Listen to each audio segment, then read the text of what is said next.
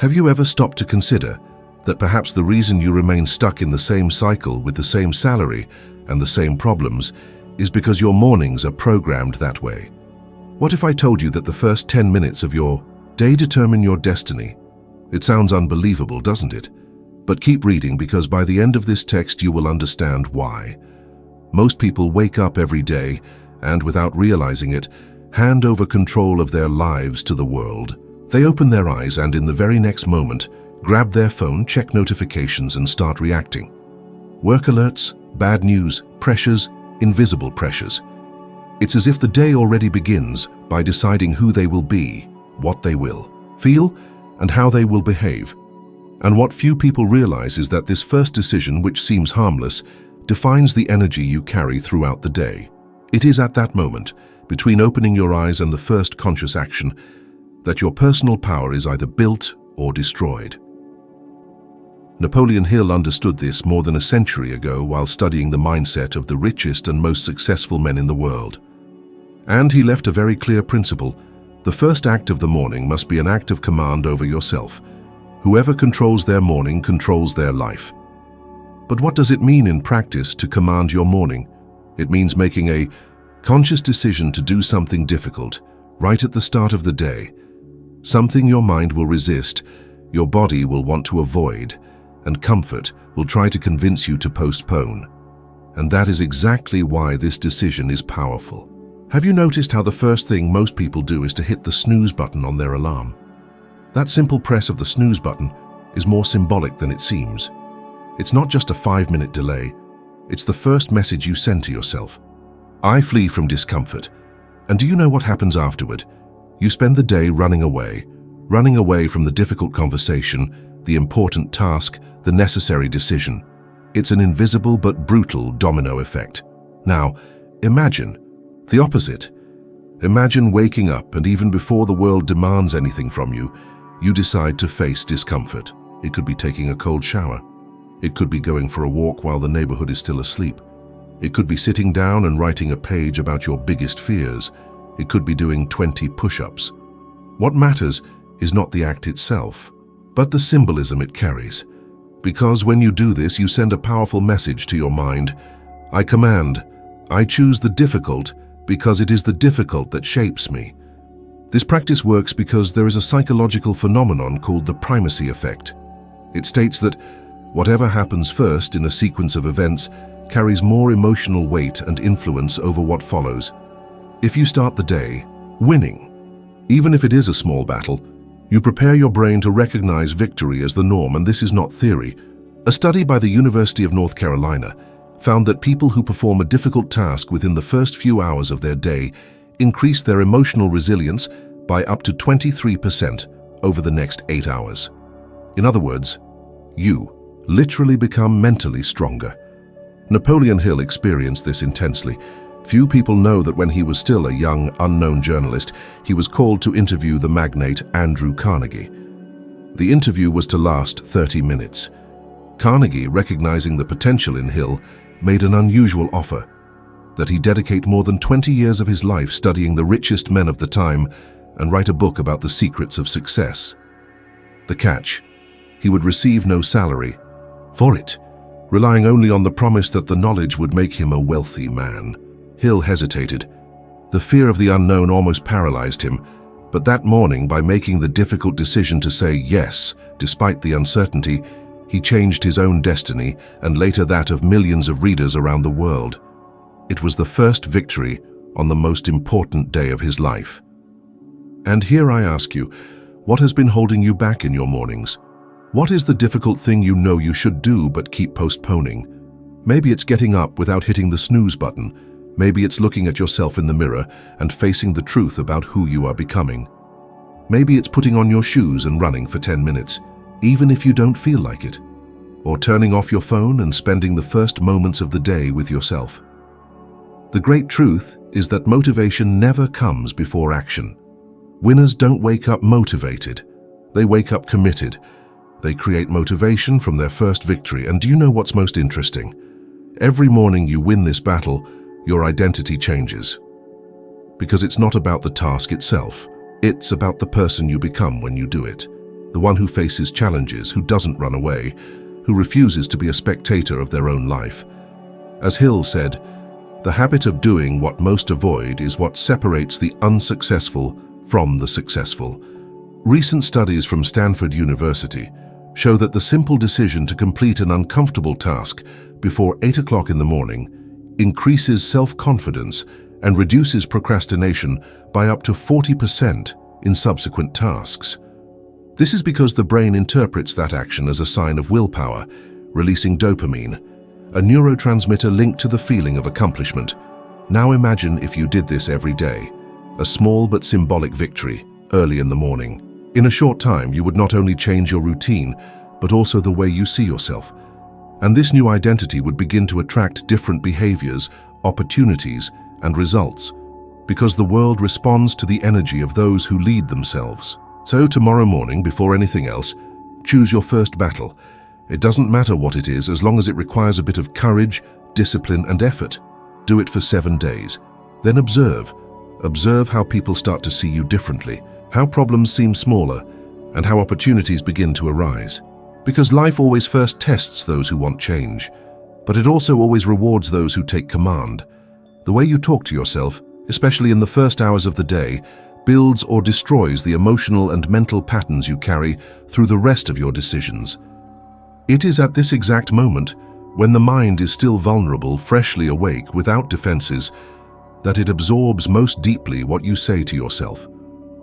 Most people don't realize it, but when they wake up and murmur phrases like, "How tired I must admit today will be hard," or "I can't stand this routine anymore," they are planting seeds of defeat even before brushing their teeth. And that is exactly why days seem to repeat the same frustrating script. Have you noticed how some people seem to carry a dark cloud over their heads? Always complaining, always seeing problems, always expecting the worst. And like a vicious cycle, that is exactly what their lives deliver to them. This does not happen by chance. It happens because every day they build a verbal identity of failure. And life, as a mirror, simply reflects it back. It is the modern version of a self-fulfilling prophecy. On the other hand, those who learn to speak intentionally early on transform their own energy. This is not about deceiving oneself or denying reality. It is about consciously choosing the words that shape who you want to be, not who circumstances try to force you to accept. For example, instead of saying, "I'm tired," it's going to be hard, you affirm. "Today I am stronger than yesterday and I will lead my day with energy." This does not mean that tiredness disappears, but it means your mind begins to operate from an identity of strength rather than weakness. Will Smith, one of the greatest examples of this, revealed in interviews that from a very young age he looked at himself in the mirror and declared, "I am going to be the greatest actor in the world." At the time, no one believed him. He did not even have money to pay the rent, but he understood early on that life does not give you what you deserve. It gives you what you demand from yourself, repeating it until it becomes impossible not to believe. There is a brilliant study conducted by Carnegie Mellon University that proved people who repeat positive affirmations about their own abilities before challenging tasks exhibit up to 17% more resistance to stress and better cognitive performance. In other words, your words not only influence your mood, but directly affect your performance. So tomorrow morning, before any other voice enters your head, whether it is your boss, traffic, or social media, you need to hear your own. And it needs to be firm. It needs to declare who you are and who you are becoming. Say out loud, standing tall, looking into your own eyes, "Today, I act with courage. Today, I create opportunities. Today, I build the life I want to live." Do not whisper, do not speak to the wind. Speak as if you believe, even if at first it feels artificial. Have you ever stopped to think about what narrative you are creating for yourself? Because what you repeat becomes the script you perform every day. And the greatest tragedy is not living a hard life. It is spending your entire life repeating stories of weakness that you yourself wrote without realizing it. And if you think this is nonsense or that it does not work for everyone, just look around. The most confident, the boldest, and those who attract the most opportunities without exception are the ones who do not wait for the world to validate their worth. They affirm it first, with words and with action. and only then does the world respond. Tomorrow when you wake up, do not open your phone. Do not read the news. Do not let the noises of the world enter before you hear your own voice. Stand in front of the mirror and declare who you are becoming, and what you deserve to live. Do this for 7 consecutive days. You will notice that people will look at you differently. You will act differently, and most importantly, you will begin to believe in possibilities that once seemed distant. Because, as Napoleon Hill said, if you do not conquer your own mind, you will be a slave to the mind of others. And if the only voice you hear every morning is the voice of fear, tiredness, or doubt, your mind already has an owner, and it is not you. There is a quiet detail that separates those who build an intentional life from those who merely react to life: the habit of writing. Most people wake up, get out of bed, dress, and rush off to handle the day's tasks without ever allowing themselves the chance to organize what's happening inside their own minds. This is not just a matter of productivity, it's a matter of identity. Napoleon Hill once said, "Ideas not written down become lost ideas." More than that, disorganized thoughts become the root of anxiety, procrastination, and stagnation. Have you ever noticed how chaotic your mind is when you wake up? Images, ideas, worries, desires, fears, and amidst all this, flashes of inspiration. But if you don't capture them, within minutes those ideas evaporate, replaced by external demands, routine, and the noise of the world. It's like trying to hold fog in your hands. The problem is not having too many thoughts, the problem is having no control over them. Hill learned this early on and recounted on many occasions the power that writing had in his own journey. Every morning, he cultivated the habit of writing down his thoughts, goals, and concerns, not as a poet or literary figure, but as a strategist. He understood that the mind only becomes an ally when you give concrete form to your thoughts. Writing is the simplest and most effective act to do this. It's no coincidence that figures like Thomas Edison and Abraham Lincoln carried pieces of paper in their pockets, jotting down ideas, questions, and reflections throughout the day. Because those who don't write forget. And those who forget repeat the same mistakes, the same frustrations, the same mental patterns. Science explains this very well. A study from Princeton University showed that the act of writing by hand activates brain areas linked to long-term memory and building focus. More than that, people who write their goals and feelings daily have a 42% higher chance of achieving what they plan than those who keep everything in their heads. It doesn't have to be complicated. 5 minutes, a notebook, a pen, no rules. The secret lies in the intention. Write what's bothering you. Write what you want to achieve. Write what you're grateful for, what you fear, what you need to solve. This simple act slows down the mind, organizes the chaos, and reveals truths you might not have the courage to face out loud. How many times have you felt that vague discomfort, that feeling of being lost, unable to explain exactly why? Know that much of this anguish comes from a lack of clarity, and clarity doesn't appear by magic. Clarity is built, and writing is the first brick. Napoleon Hill, during the years he was broke and struggling after accepting Andrew Carnegie's challenge, kept diaries where he wrote his ideas, fears, and strategies to get out of the situation. He himself said that many times he could only maintain his sanity and not give up by rereading what he had written in previous days. It was like talking to himself, gathering courage and adjusting the course. Now imagine this. If tomorrow morning you woke up and wrote for just 5 minutes the 3 things that worry you the most, the 3 things that excite you the most, and the next smallest step you need to take, how would the rest of your day be? Because when you put it on paper, it ceases to be a loose thought. It becomes a commitment, a direction. And the mind, by its nature, tends to seek coherence between what you write and what you do. This is called cognitive consistency, a principle studied by psychologists like Robert Cialdini. Writing down your ideas is not just about recording thoughts, it's about shaping the story of your life. It's like drawing a map where before there was only a foggy, unclear territory. Without a map, you wake up and run in all directions, without knowing if you're getting closer to or farther from what truly matters. And believe me, many people live like this for years without realizing it. So before opening your phone, before talking to anyone, before letting the world shout in your mind, take a piece of paper and write. Write down your intentions, your worries, your small victories from the previous day. It may seem insignificant at first, but just like water shapes stone through repetition, daily writing will shape your character, reveal patterns, expose self-sabotage, and point out paths. And the most interesting thing is that, after some time, you will reread those pages and realize how much you have grown, how many silly worries you've left behind, how what seemed impossible has become natural. Because everything that is recorded gains the power to be refined. This is a practice that transforms not only your day but your destiny. Those who write, organize. Those who organize, decide. Those who decide, act. And those who act, build. There are no miracles. There is method.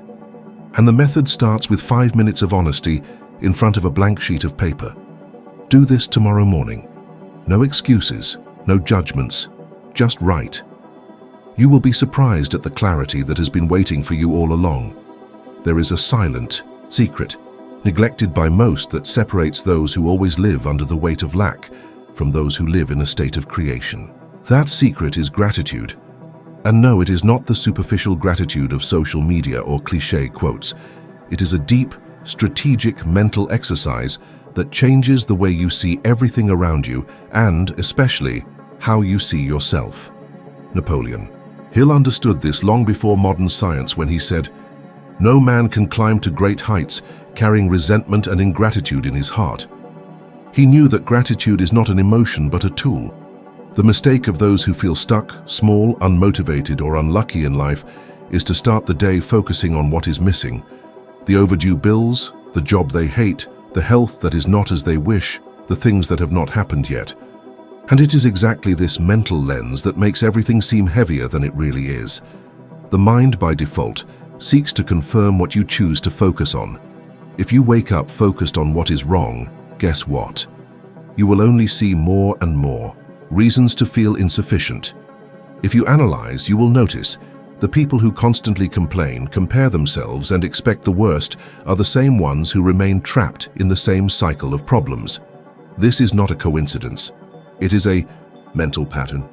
They reinforce a negative emotional state daily, and without realizing it, push away opportunities, good ideas, and connections that could change the game. Positive psychology proves this. A study by the University of California found that people who practice gratitude daily are up to 25% happier, more resilient, and more willing to act in the face of adversity. And here is a point no one tells you. True gratitude is not a consequence of great achievements, it is the cause of them. Those who give thanks when everything is fine merely react. Those who practice gratitude before seeing results create the energy that attracts those results. It is simple and brutally effective. Imagine the difference between someone who wakes up, grabs their phone and fills themselves with bad news, gossip and demands, and someone who, before anything else, takes a deep breath and acknowledges 3 good things in their life, even if they are small. Even if it's just the warm coffee, the sound of birds, or the strength to have made it through another day. This second type of person starts the day with an advantage, emotionally stronger and mentally better prepared to face challenges. And if you think this is nonsense or just motivational talk, consider the example of Oprah Winfrey.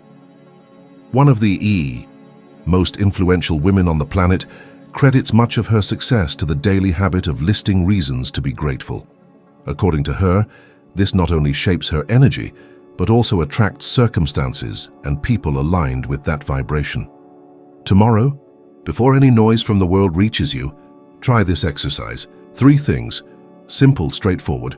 No need for a fancy notebook or elaborate ritual. Just name the good things. Say it out loud, write it down, visualize it, but declare it.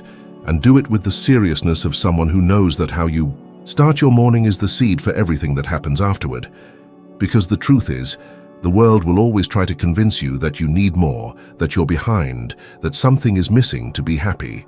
But when you start the day anchored in what you already have, you change your position. You move from the role of a beggar to that of a leader. And life, as Napoleon Hill said, respects those who lead their own mind before trying to lead their destiny. So tomorrow morning, before any message, before any problem, sit for a moment, close your eyes, and say to yourself, I am grateful for this, this, and this. And see how this simple, silent practice begins to build a kind of strength that no one outside can break. Gratitude does not weaken. Gratitude strengthens, because those who recognize what they already have achieve twice as much. And those who only see what's missing lose even what they possess. Whoever wins the morning wins the life. Everything we have talked about so far, the act of facing discomfort early, speaking firmly to yourself, writing to organize your mind, and practicing gratitude before any complaint, is not a random ritual. These are strategies of those who understand that life does not respond to luck, but to intention. The way you choose to start your day shapes who you are becoming. And the one deciding this is not the clock, not the boss, not the news. It is you. Now, if you felt stirred by this, if you recognized how these simple habits can change the course of your story, then you already know the next step. The video appearing here on the screen is exactly the next piece of this puzzle. Click on it, because there we will climb one more step together, and you will become 1% better than you are now. Thank you for being here with me until this point. I'll see you in the next video. Let's go.